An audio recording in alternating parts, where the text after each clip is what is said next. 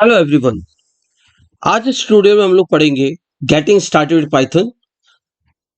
आज के content modules हैं पाइथन का इंट्रोडक्शन, पाइथन के फीचर्स क्या होते हैं, पाइथन के एप्लीकेशंस क्या है, पाइथन आईडीएलई पे कैसे वर्क करते हैं और एक सिंपल प्रोग्राम हम पाइथन लैंग्वेज की मदद से कैसे बना सकते हैं।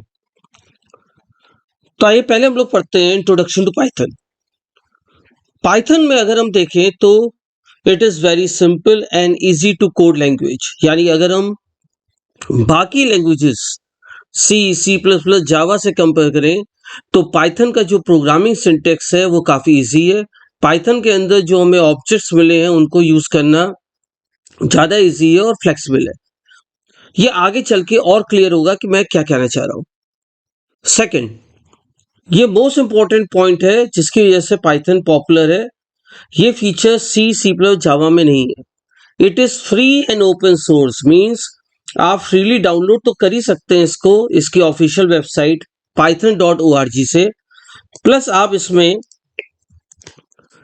इसका सोर्स कोड भी अवेलेबल है, यानी ये पाइथन प्रोग्रामिंग कैसे बनाई गई वो पूरा प्रोग्राम अवेलेबल है जिसको हम सोर्स कोड कहते हैं।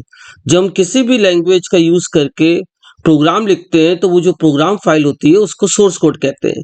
जैसे सी की जो सोर्स कोड होगा वो .c के नाम से हम लोग सेव करते हैं, जावा का .java, C++ का .cpp। इसी तरीके से पाइथन प्रोग्राम की फाइल का एक्सटेंशन होता है .py। py means Python. इस सोर्स कोड का फायदा ये होता है कि अगर आप में बहुत ही अच्छी प्रोग्रामिंग एबिलिटी है तो आप उस प्रोग्राम को मॉडिफाई करके आप अपनी लैंग्वेज बना सकते हो, उसे फ्रीली कॉपी कर सकते हो, डिस्ट्रीब्यूट कर सकते हो। ये पूरी एक हमारी कम्युनिटी है, फ्री एंड ओपन सोर्स, यानी फ्री सॉफ्टवेयर फाउंडेशन जो इस तरह के सॉफ्टवेयर बनाती है। ये पाइथन प्रोग्रामिंग की शुरुआत गाइडो वॉन रोसम ने की थी और इसका पहला वर्जन रिलीज हुआ था 20 फेब 1991 में। पाइथन वैसे तो एक स्नेक का नाम होता है, लेकिन यहाँ पे इस प्रोग्रामिंग लैंग्वेज का रेप्टाइल्स से लेना देना नहीं है। बीबीसी कॉमेडी सीरीज आती थी 70s में, मॉन्टीज पाइथन फ्लाइंग सर्कस। इन प्रोग्रामर को वो जो एक कैरेक्टर था उसमें मोंटी पाइथन, वो काफी पसंद था, जिसकी वजह से उन्होंने इस प्रोग्रामिंग लैंग्वेज का नाम पाइथन रख दिया। पाइथन का जो सिंटेक्स है वो ज्यादातर दो लैंग्वेजेस की मदद से बना है मिलके, एक एबीसी और एक मॉड्यूलर 3, जो कभी इतनी पॉपुलर नहीं हो पाई। पाइथन एक हाई लेवल लैंग्वेज है जैसे सी प्लस प्लस जावा, और एक ये इंटरप्रेटर बेस्ड लैंग्वेज है। आपको पता होगा कि प्रोग्रामिंग लैंग्वेजेस को हम ट्रांसलेटर्स के बेसिस पे दो पार्ट में डिवाइड कर सकते हैं, compiler based, interpreter based. For example, अगर हम यहां पे आए और कंपेयर करें कि सी किस तरह की लैंग्वेज है, तो अगर हम दो कैटेगरीज में डिवाइड करें लैंग्वेजेस को, एक हो गई कंपाइलर बेस्ड जिसमें आती है सी प्लस प्लस, और एक हो जाती है आपकी इंटरप्रेटर बेस्ड जिसमें आपकी आ जाती है बेसिक और विजुअल बेसिक। ये आपकी इंटरप्रेटर बेस्ड लैंग्वेजेस हैं। अब इसमें पाइथन भी शामिल है। जावा अगर हम देखें तो जावा दोनों कैटेगरीज में आती है, वो कंपाइलर बेस्ड भी है और इंटरप्रेटर बेस्ड लैंग्वेज भी है, क्योंकि जावा में पहले प्रोग्राम कंपाइल होकर बाइट कोड में कन्वर्ट होता है और फिर इंटरप्रेटर के थ्रू उसको हम ऑब्जेक्ट कोड या मशीन कोड में कन्वर्ट करते हैं। तो कंपाइलर और इंटरप्रेटर का मेन जो डिफरेंस होता है कि मान लीजिए मैंने एक सिंपल प्रोग्राम आपके सामने लिख रहा हूं, मैं बिल्कुल बेसिक प्रोग्राम है। अगर मैं आपसे कहूं ये पाइथन का प्रोग्रामिंग सिंटेक्स है तो आप यकीन नहीं करेंगे, वाकई ये पाइथन का इतना सिंपल प्रोग्रामिंग सिंटेक्स है, जबकि हम सी प्लस में इतनी सिंपली प्रोग्राम नहीं लिख सकते। उसमें हमें डेटा टाइप्स यूज करनी होंगी, उसमें एक्सेस स्पेसिफायर यूज करने होंगे, तब जाके कोई वेरिएबल प्रिंट हो पाता है। अब अगर इस प्रोग्राम को कंपाइलर कन्वर्ट करेगा मशीन लैंग्वेज में, तो वो पूरे प्रोग्राम को एक साथ कंपाइल करेगा और मशीन लैंग्वेज में कन्वर्ट करेगा। अगर कंपाइलेशन के वक्त एरर्स आ रहे हैं तो सारे एरर्स प्रोग्राम में एक साथ दिखेंगे at the bottom of the screen. आपने हो सकता है इसका एक्सपीरियंस किया हो। लेकिन इंटरप्रेटर क्या करता है, लाइन बाय लाइन करता है। वो सबसे पहले एक लाइन पिक करेगा, इसको कन्वर्ट करेगा मशीन लैंग्वेज में। अगर वहां पे एरर है तो प्रोग्राम का एग्जीक्यूशन वहीं स्टॉप हो जाएगा, उसके आगे नहीं बढ़ेगा। तो डिबगिंग के पर्पज से इंटरप्रेटर इज फार बेटर।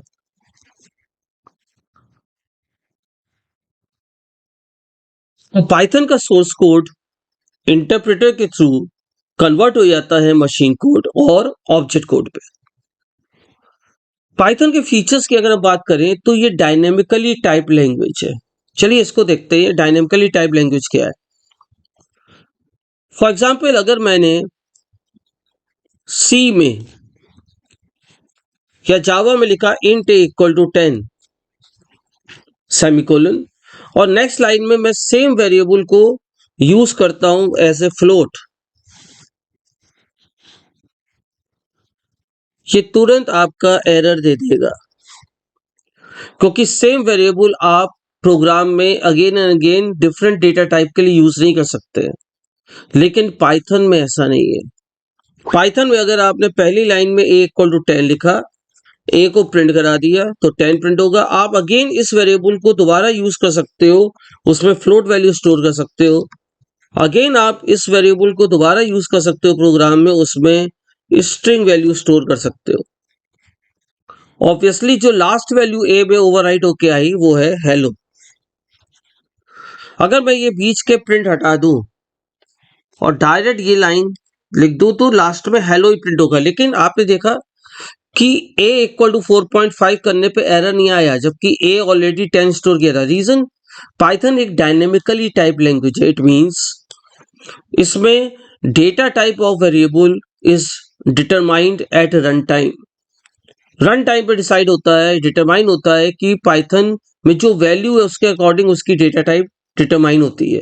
अगर पाइथन में आपने वैल्यू लिखी है 10 तो उसकी डेटा टाइप इंटीजर हो गई, 4.5 लिखी है तो डेटा टाइप फ्लोट हो गई, अगर हेलो लिखा है तो उसकी डेटा टाइप हो गई स्ट्रिंग। पाइथन में स्ट्रिंग सिंगल या डबल कोट्स में हम लिख सकते हैं। ये डायनेमिकली टाइप लैंग्वेज होती है। इसको अभी हम रन करके आपको दिखाएंगे कैसे। क्रॉस प्लेटफॉर्म लैंग्वेज है। जब भी आपके सामने ये प्लेटफॉर्म वर्ड आए, इट मींस ऑपरेटिंग सिस्टम्स, यानी हम पाइथन लैंग्वेज को डिफरेंट ऑपरेटिंग सिस्टम्स में रन कर सकते हैं, जैसे विंडोज, लाइनेक्स, मैकिन्टोश। इससे ये पोर्टेबल बन जाती है। जावा भी आपकी क्रॉस प्लेटफॉर्म लैंग्वेज थी ड्यू टू बाइट कोड। उसका जो बाइट कोड था वो क्रॉस प्लेटफॉर्म था, प्लेटफॉर्म इंडिपेंडेंट कह सकते हैं। जैसे C plus Java case sensitive होती है, इसी तरह पाइथन भी केस सेंसिटिव है। इट मींस लोअर और अपर केस लेटर्स को पाइथन डिफरेंट ट्रीट करता है। अगर आपने स्मॉल ए लिखा है और बाद में जाके आप प्रोग्राम में कैपिटल ए यूज कर रहे हो तो एरर आएगा। अगर हम पाइथन की एप्लीकेशंस देखें तो पाइथन बहुत सारी फील्ड्स में यूज होता है। Web development, software development, database access, game development में, डेस्कटॉप एप्लीकेशंस बना सकते हैं, एजुकेशनल सॉफ्टवेयर बना सकते हैं, नेटवर्क प्रोग्रामिंग में यूज हो सकता है, 3D ग्राफिक्स में यूज हो सकता है। इसलिए पाइथन बेस्ड जॉब्स बहुत सारी हैं। DevOps engineer, Python developer, research analyst, data scientist, data analyst, software developer, और बहुत सारी जॉब है। डेटा एनालिस्ट में डेटा साइंस हम लोग पढ़ते हैं, उसके बाद पाइथन की एक ब्रांच है।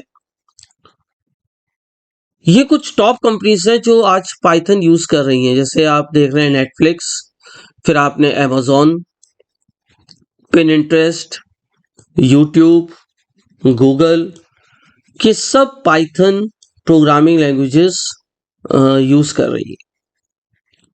अगर हम आईडीएलई पे वर्क करें, पाइथन आईडीएलई, यानी अब हम पाइथन पे वर्क कैसे कर सकते हैं? बहुत सिंपल, मैं एक तरीका दिखाता हूं।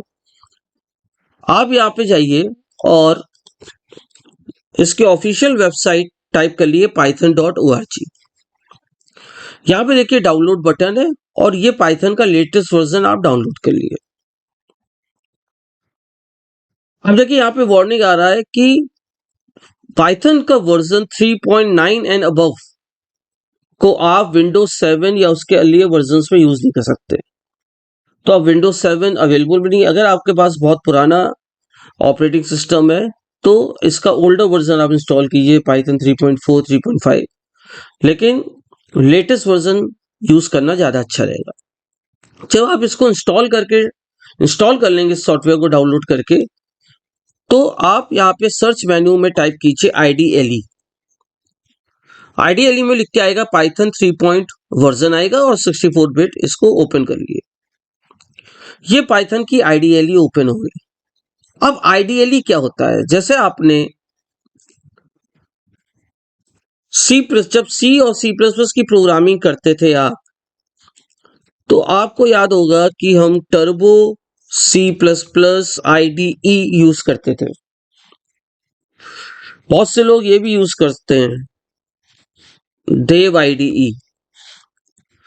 उसके बाद जावा की अगर हमें प्रोग्रामिंग करनी है तो हम लोग ब्लूजे आईडी यूज कर सकते हैं या हम नेटबीन्स आईडी यूज कर सकते हैं।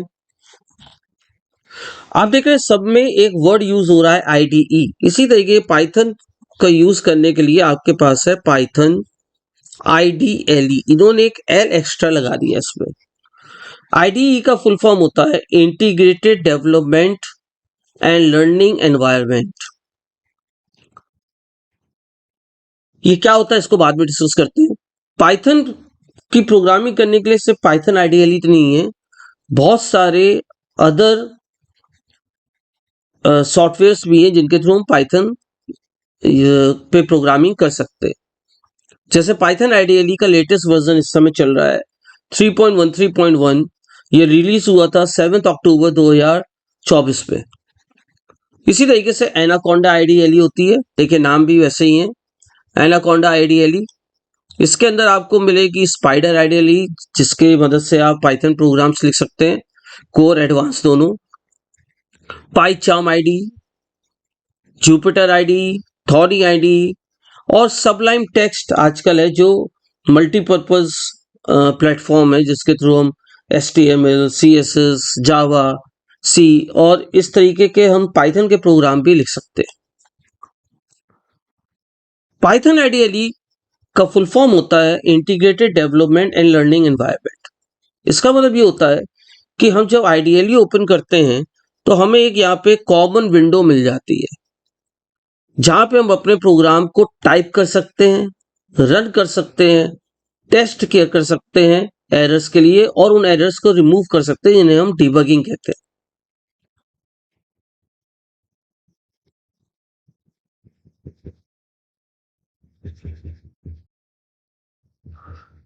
पाइथन आईडीएलई पे वर्क करने के दो मोड होते हैं।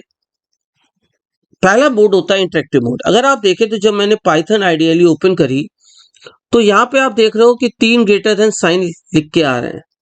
इसको हम लोग जनरली बोलते हैं पाइथन शेल। पाइथन शेल हमें पाइथन कमांड्स हम डायरेक्टली इस पाइथन प्रॉम्प्ट पे या पाइथन शेल पे टाइप कर सकते हैं। ये होता है इंटरेक्टिव मोड। फॉर एग्जांपल मुझे दो नंबर्स को सम करना है, दो नंबर्स को मल्टीप्लाई करना है। आपने एक इसमें खासियत देखी, और प्रोग्रामिंग लैंग्वेजेस में एक रेंज होती है जहां तक वो वैल्यू एक्सेप्ट करता है, उसके बाद एरर दे देता है आउट ऑफ रेंज। पाइथन वैसा नहीं है। आप किसी बड़ी वैल्यू को मल्टीप्लाई करके देखिए, उसका भी आपको आउटपुट मिलेगा। हम यहाँ पे डायरेक्ट प्रोग्राम लिख सकते थे a=10। तो देखिए ये a=10 एक लाइन में।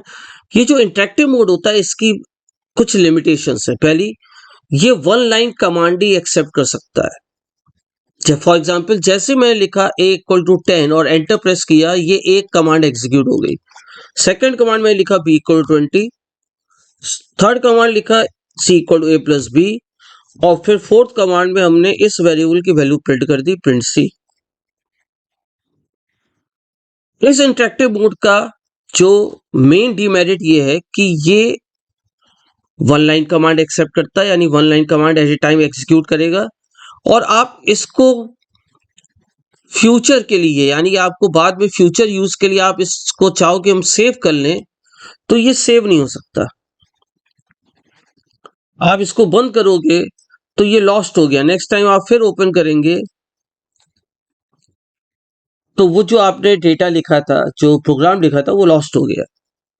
ये होता है इंटरेक्टिव मोड। तो आइए देखते हैं क्या होता है।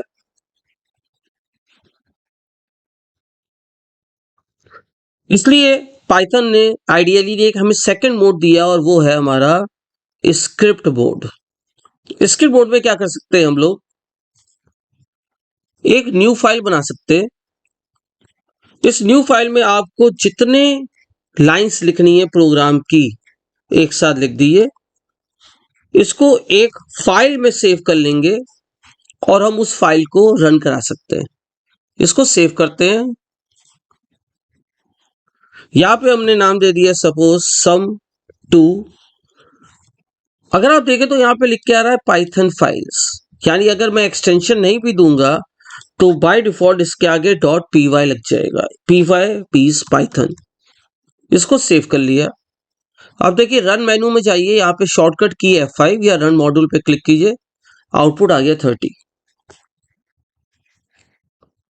अब ये पाइथन प्रोग्राम जो है ये स्क्रिप्ट मोड में हमने बनाया। इट मींस ये एक फाइल के फॉर्म में सेव हो गया। अगर मैंने पाइथन बंद कर दिया, नेक्स्ट टाइम ओपन कर रहे हैं तो हमें ये प्रोग्राम फाइल मिलेगी। ओपन में जाइए, ये प्रोग्राम फाइल जनरली वहां सेव होती है जहां पे पाइथन इंस्टॉल हुआ हो। देखिए मेरा पाइथन यहाँ इंस्टॉल हुआ है तो उसी फोल्डर में सेव हो रही है। मैंने फाइल का नाम दिया था sum2। ओपन कीजिए, देखिए अब आप इसमें चेंजेस फिर से कर सकते हैं। तो स्क्रिप्ट मोड क्या होता है देखते हैं। इस मोड के थ्रू आप एक से ज्यादा पाइथन कमांड्स टाइप कर सकते हैं एक प्रोग्राम फाइल में, जिसका एक्सटेंशन होता है .py, और इसको हम बाकी बाद में लेटर मॉडिफाई कर सकते हैं। तो देखते हैं आज एक सिंपल प्रोग्राम पाइथन में कैसे बनाते हैं। फॉर एग्जाम्पल हम पहला प्रोग्राम बनाते हैं कि हम दो नंबर्स का सम फाइंड करेंगे। जैसा मैंने अभी बोला, बहुत ही सिंपल था। मैंने यहां गए और मैंने अपने इस फाइल में देखिए यहाँ पे दो नंबर्स ले लिए, a=10, b=20, c=a+b, और पाइथन में आउटपुट देने के लिए प्रिंट फंक्शन होता है, प्रिंट और सी कर दिए। आगे चल के हम लोग इसमें पढ़ेंगे कि प्रिंट फंक्शन को और डिटेल्ड में कैसे यूज कर सकते हैं। एक प्रोग्राम और करते हैं, area of a circle find करते हैं।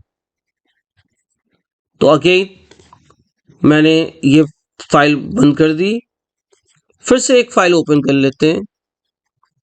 एरिया ऑफ अ सर्किल के लिए हमें चाहिए रेडियस, तो मैंने एक वेरिएबल ले लिया रेड, इसमें रेडियस दे दिया 2.13।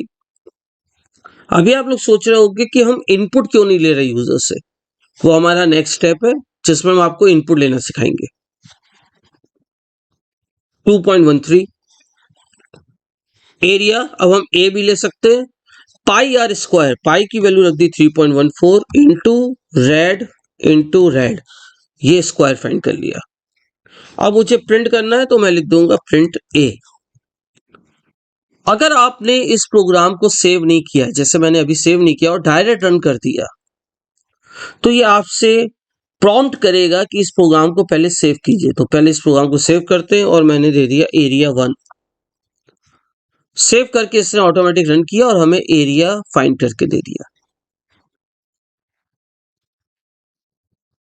इसी तरह आप लोग ट्राई कीजिएगा एरिया ऑफ रेक्टेंगल कैसे फाइंड करते हैं। ओके, आज के लिए इतना था। नेक्स्ट ट्यूटोरियल में हम लोग पाइथन फंडामेंटल्स पढ़ेंगे। Thank you.